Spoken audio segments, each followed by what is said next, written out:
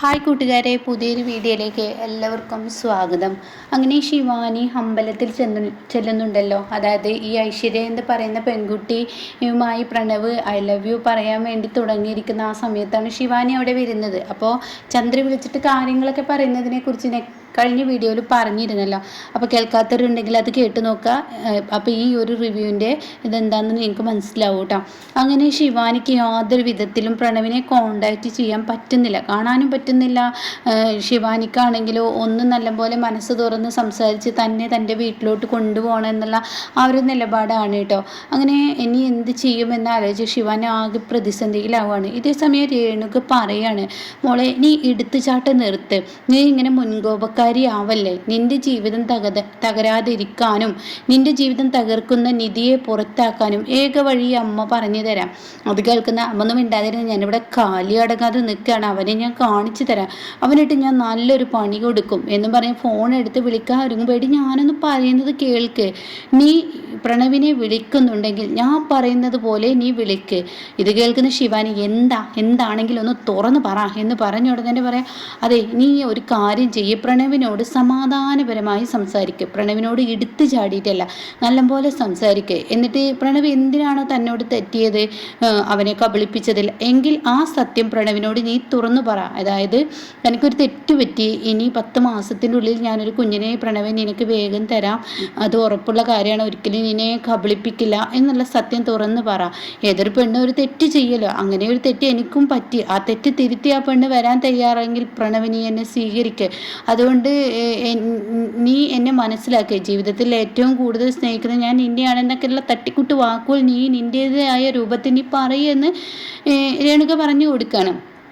അപ്പോൾ അത് കേൾക്കുന്ന ശിവാനി പറയും, ശരി എങ്കിൽ ഞാൻ വിളിക്കാമെന്ന് പറയാം കേട്ടോ. അപ്പോൾ പ്രണവാണെങ്കിൽ അമ്പലത്തിൽ നിന്ന് ഇങ്ങനെ എപ്പോൾ നോക്കിയാലും ഐശ്വര്യയോട് എനിക്കൊന്ന് സ്നേഹം തുറന്ന് പറയാൻ കഴിയുന്നില്ലല്ലോ ഈശ്വര, അതിലെന്താ ചെയ്യുക. തുറന്ന് പറയാൻ ഒരുങ്ങുമ്പോൾ ആ സമയം അപ്പോൾ വഴിതടസ്സമായി ആരെങ്കിലുമൊക്കെ വരും, ഇവള് കാരണം ഞാൻ ബുദ്ധിമുട്ടായി എന്നൊക്കെ പറഞ്ഞ് ഇങ്ങനെ വണ്ടി ഓടിച്ച് ഐശ്വര്യയെ സ്വപ്നം കണ്ട് ഇങ്ങനെ വണ്ടി ഓടിച്ച് പോവാണ് കേട്ടോ.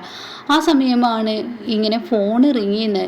അതോടുകൂടി പ്രണവിൻ്റെ എല്ലാ മൂഡും പോവുകയാണ്. പ്രണവ് ആ ഫോണിലോട്ട് നോക്കുമ്പോൾ കാണുന്ന കാഴ്ച ശിവാനിയുടെ ഫോൺ കോൾ. ഈശ്വര എന്ന ഭാവത്തിൽ നിൽക്കുന്നു.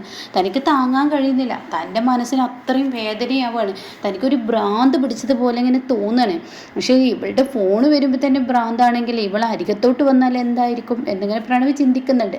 അപ്പോൾ ശിവാനിയുടെ ഫോണാണെന്ന് കാണുമ്പോൾ പ്രണവ് ഒരൊറ്റ കട്ടിയിലങ്ങ് കട്ട് ചെയ്ത് ഫോണങ്ങ് എറിയാണ്. എന്നിട്ട് വീണ്ടും ഡ്രൈവിങ് തുടരുകയാണ് കേട്ടോ. അപ്പോൾ ആ സമയം ശിവാനിയാണ് കണ്ടില്ല, അവൻ കട്ടാക്കി.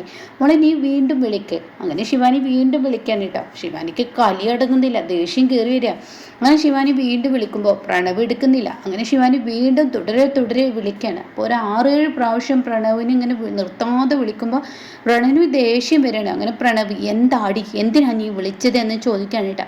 അപ്പോഴേക്കും ശിവാനി ഇങ്ങനെ കരഞ്ഞും കൊണ്ട്, പ്രണവ് നീ എന്നോട് ഇങ്ങനെയൊക്കെ എന്താ സംസാരിക്കുന്നത്, ഞാൻ അതിന് മാത്രം എന്ത് തെറ്റാ പ്രണവ് നിന്നോട് ഞാൻ ചെയ്തത്. ജീവിതത്തിൽ ഒരു പെണ്ണ് ഏറ്റവും കൂടുതൽ സ്നേഹിച്ചത് അവളുടെ ഭർത്താവിനെയാണ്. പ്രണവിന് വേണ്ടി എൻ്റെ കുടുംബവും എല്ലാം വേണ്ടെന്ന് വെച്ച് ഞാൻ എൻ്റെ കൂടെ ഇറങ്ങി വന്ന ഒരാളല്ലേ. അത് കേട്ട ഉടനെ തന്നെ പ്രണവ് പറയണ, ആ ദിവസത്തെക്കുറിച്ച് ഓർക്കുമ്പോൾ എനിക്ക് എന്നെ തന്നെ ഒരു കത്തിയെടുത്ത് കുത്തിക്കൊല്ലാനാണ് തോന്നുന്നത്. അത് കേട്ട ഉടനെ തന്നെ പ്രണവ് നീ എന്തിനാ ഇങ്ങനെയൊക്കെ എന്നോട് സംസാരിക്കുന്നത്. അപ്പോൾ അത് കേൾക്കുന്ന പ്രണവ് പറയാം, ഒന്ന് വെച്ചിട്ട് പോടി എന്ന് പറയുമ്പോൾ ഉടനെ തന്നെ പ്രണവ്, ഞാൻ തെറ്റ് ചെയ്തു, അത് ഞാൻ അംഗീകരിക്കുന്നു, ഞാൻ എന്നോട് ഏറ്റവും വലിയൊരു തെറ്റാണ് ചെയ്തത്, ഒരു ഭാര്യയും ചെയ്യാൻ പാടില്ലാത്തൊരു തെറ്റ് ഞാൻ എന്നോട് ചെയ്തു, അത് ശരി തന്നെ, ഞാൻ ചെയ്തത് തെറ്റാണെന്ന് എനിക്ക് നന്നായി അറിയാം പ്രണവ്, അതുകൊണ്ട് നീ എൻ്റെ മനസ്സിൻ്റെ വേദനയൊന്ന് മനസ്സിലാക്കുക, ചെയ്തത് തെറ്റാണെന്ന് മനസ്സിലാക്കിയിട്ട് ഒരു ഭാര്യ നിന്നിലോട്ട് തിരിച്ചു വരുമ്പോൾ നീ എന്നെ സ്വീകരിക്കണം പ്രണവ്. അത് കേട്ട ഉടനെ തന്നെ പ്രണവ് പറയണേ, ഇപ്പോൾ മനസ്സിനൊരു സമാധാനമുണ്ട്, സ്വസ്ഥതയുണ്ട്. ഈ കുറ്റപ്പെടുത്തലും ഈ കുത്തുവാക്കുകളും അതുപോലെ തന്നെ ഓരോ പ്രശ്നങ്ങൾ ഉണ്ടാക്കലും ഒക്കെ ഉണ്ടല്ലോ നിൻ്റെ, അവിടെ പ്രശ്നം ഇവിടെ പ്രശ്നം, അത് തൊട്ട പ്രശ്നം, ഇത് അങ്ങനെ ചെയ്തു ഇങ്ങനെ ചെയ്തു എന്നുള്ള ആ ഓരോ പറച്ചിലുകളുണ്ടല്ലോ, അത് കേട്ട് മടുത്ത് നിൽക്കുകയാണ് ഞാൻ. ആ സമയം നിൻ്റെ ഈ ഫോൺ കോൾ എന്നെ വല്ലാതെ ദേഷ്യം പിടിപ്പിക്കുന്നതെന്നൊക്കെ എന്നെ പറയാണ്. അപ്പോൾ വീണ്ടും ശിവാനി പറയണേ, എന്താ പ്രണവ് നീ ഇങ്ങനെ പറയുന്നത്? അഗ്നിസാക്ഷിയായി നീ എൻ്റെ കഴുത്തിൽ താലി കെട്ടിയിട്ട് നീ എന്നെ ഉപേക്ഷിക്കുകയാണോ? അത് ചെയ്യുന്നത് തെറ്റല്ലേ? ഞാൻ ചെയ്തത് തെറ്റാണെന്ന് എനിക്ക് ബോധ്യമായി. അതൊരിക്കലും പ്രണവിനോട് ചെയ്യാൻ പാടില്ലായിരുന്നു. മറ്റുള്ളവരോട് ചെയ്യുകയാണെങ്കിലും പ്രണവിനോടെങ്കിലും അത് തുറന്ന് പറയണമായിരുന്നു. അത് ചെയ്തത് തെറ്റ് തന്നെ. അതുകൊണ്ട് ഞാൻ പ്രണവിൻ്റെ കാല് പിടിക്കാം. പിന്നെ ഞാൻ ചെയ്ത തെറ്റ് തിരുത്താനും ഞാൻ തയ്യാറാണ്. അത് കേൾക്കുന്നതിനോട് കൂടി പ്രണവ്, നീ എങ്ങനെ തിരുത്തും എന്നാടി പറയുന്നത്? എൻ്റെ മനസ്സിൽ എൻ്റെ കുഞ്ഞുങ്ങളുടെ രൂപഴക്കം സൃഷ്ടിച്ചെടുത്ത് അവർക്കൊരു പേര് ഇട്ട് തന്ന് ഇനി എങ്ങനെയടി നീ അത് തിരുത്തുന്നത്? അത് കേട്ട ഉടനെ തന്നെ പ്രണവ്, നീ ആഗ്രഹിച്ചതുപോലെ തന്നെ 10 മാസത്തിനുള്ളിൽ ഞാൻ നിനക്കൊരു കുഞ്ഞിനെ സമ്മാനിക്കാം. നീ എന്നെ ഒന്ന് വന്ന് കൊണ്ടുപോ, അല്ലെങ്കിൽ വേണ്ട, ഞാൻ നിൻ്റെ അടുത്തോട്ട് അങ്ങോട്ട് വരാം. ഇത് കേൾക്കുന്ന പ്രണവിന് ഐശ്വര്യയുടെ മുഖമാണ് കേട്ടോ ഓർമ്മയിൽ വരുന്നത്. ഈശ്വര, ഈ ഭദ്രകാളി തൻ്റെ ജീവിതത്തിൽ വന്നു കഴിഞ്ഞ ഭദ്രകാളിയല്ല, ഇവളെപ്പോലെ ഒരു താടക തൻ്റെ ജീവിതത്തിൽ വന്നു കഴിഞ്ഞാൽ പിന്നീട് പറയാനില്ല. തനിക്ക് അത്രയും ദുരിതമായിരിക്കുമെന്ന് മനസ്സിലാക്കിയ പ്രണവ്, എന്താടി നീ പറഞ്ഞത്? ഇനിയും നീ എൻ്റെ ജീവിതത്തിലോട്ട് വന്ന് എൻ്റെ കുഞ്ഞുങ്ങൾ നിൻ്റെ വയറ്റിലുണ്ടാക്കണമെന്നോ? ഒരിക്കലും സാധിക്കാത്ത കാര്യമാണ്, ഒരിക്കലും നടക്കാത്ത കാര്യമാണ്. നിന്നെപ്പോലെ ഒരു വൃത്തികെട്ടവളുടെ വയറ്റിൽ എൻ്റെ കുഞ്ഞ് ജന്മം നൽകേണ്ട. അവറ്റകളുടെ ഏറ്റവും വലിയ ശാപമായ ഒരു അമ്മയായിരിക്കും നീ. അതുകൊണ്ട് എൻ്റെ കുഞ്ഞുങ്ങൾ നാളെ എൻ്റെ നേർക്ക് വിരൽ ചൂണ്ടാൻ പാടില്ല. അത് നിന്നെ പോലെ ഒരു പെണ്ണിൻ്റെ വയറ്റിൽ എൻ്റെ കുഞ്ഞ് ജനിക്കരുതെന്ന് പറയട്ടോ. ഇതങ്ങ് കേൾക്കുമ്പോൾ പ്രണവിൻ്റെ ഈ സംസാരം കേൾക്കുമ്പോൾ ശിവാനിക്ക് ഇങ്ങനെ കയറാണ്. അപ്പത്തിന് രേണുക അടങ്ങ് എന്ന് പറയുന്ന കേട്ടാ. അപ്പോൾ ഉടനെ തന്നെ പ്രണവ്, നീ എന്താ ഇങ്ങനെയൊക്കെ പറയുന്നത്? ശിവാനി തെറ്റ് ചെയ്തു. ശിവാനിയുടെ തെറ്റ്. ഭർത്താവായ നീയല്ലേ എന്നോട് ക്ഷമിക്കേണ്ടത്. ഭർത്താവോ? ആരുടെ ഭർത്താവ്? ഞാൻ എൻ്റെ ഭർത്താവെന്നല്ല, എൻ്റെ ജീവിതത്തിൽ നിന്നല്ല, എൻ്റെ മനസ്സിൽ നിന്ന് തന്നെ നിന്നെ ഞാൻ വലിച്ചെറിഞ്ഞു കഴിഞ്ഞു. ഇനി നീ എൻ്റെ ഫോൺ കോളിലോട്ട് വിളിക്കരുതെന്ന് പറഞ്ഞ് ഫോണങ്ങ് കട്ട് ചെയ്യാണ് കേട്ടാ.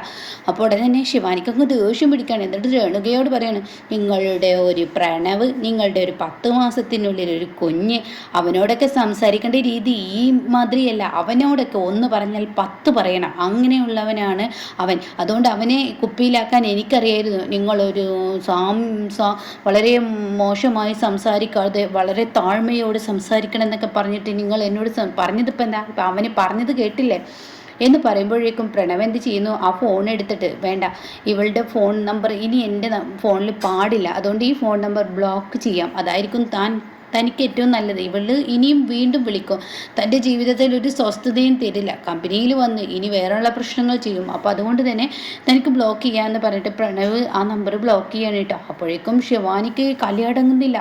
ശിവാനിക്ക് ദേഷ്യം കയറണം. ഇതുവരെ താഴ്ന്നു കൂടുന്ന സംസാരിച്ച ശിവാനി ഭ്രാന്തളകി ഒരു ഭദ്രകാളിയെ പോലെ പ്രണവിനങ്ങ് വിളിക്കണം കേട്ടോ. അപ്പോഴാണ് ശിവാനി മനസ്സിലാക്കുന്നത് തൻ്റെ നമ്പർ ബ്ലോക്ക് ആക്കിയിരിക്കുന്നു എന്ന്. അപ്പോൾ ഉടൻ തന്നെ ശിവാനി രേണുകയോട് ചോദിക്കുക, ഇപ്പം എന്താ ഉണ്ടായത്? അവൻ എൻ്റെ നമ്പർ ബ്ലോക്ക് ചെയ്തു.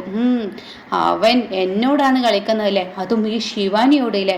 ശിവാനിയോട് കളിച്ചാൽ അവൻ എങ്ങനെ ഇരിക്കുന്നു ഞാൻ കാണിച്ചു തരാം, അവനെ ഒരു പാഠം പഠിപ്പിക്കാനും എനിക്കറിയാമെന്ന് പറഞ്ഞിട്ട് ശിവാനി അവിടെ നിന്ന് ഇറങ്ങുന്നുണ്ട് കേട്ടോ. എന്നാൽ ഈ സമയം പ്രണവാണെങ്കിലോ ഇവളൊറ്റൊരുത്തി കാരണം ഐശ്വര്യയോട് എൻ്റെ സ്നേഹം തുറന്ന് പറയാൻ തോന്നുന്നില്ല, പറ്റുന്നില്ല. എത്രയും പെട്ടെന്ന് ഞാൻ ഐശ്വര്യയോട് എൻ്റെ പ്രണയം തുറന്ന് പറയണം. കാരണം പറഞ്ഞില്ലെങ്കിൽ അത് തൻ്റെ ജീവിതത്തിലെ ഏറ്റവും വലിയ ഒരു തിരിച്ചടി തന്നെ ആയിരിക്കും. അതുകൊണ്ട് പെട്ടെന്ന് താൻ ആ വിവരം അറിയിക്കണം. കാരണം നല്ലൊരു പെൺകുട്ടിയാണ്, മനസ്സറിയുന്ന പെൺകുട്ടിയാണ്, നന്മയുള്ളൊരു പെൺകുട്ടിയാണ്. അവൾ മതി എൻ്റെ ജീവിത സഖി എന്ന് പ്രണവ് തീരുമാനിക്കുന്നുണ്ട് കേട്ടോ.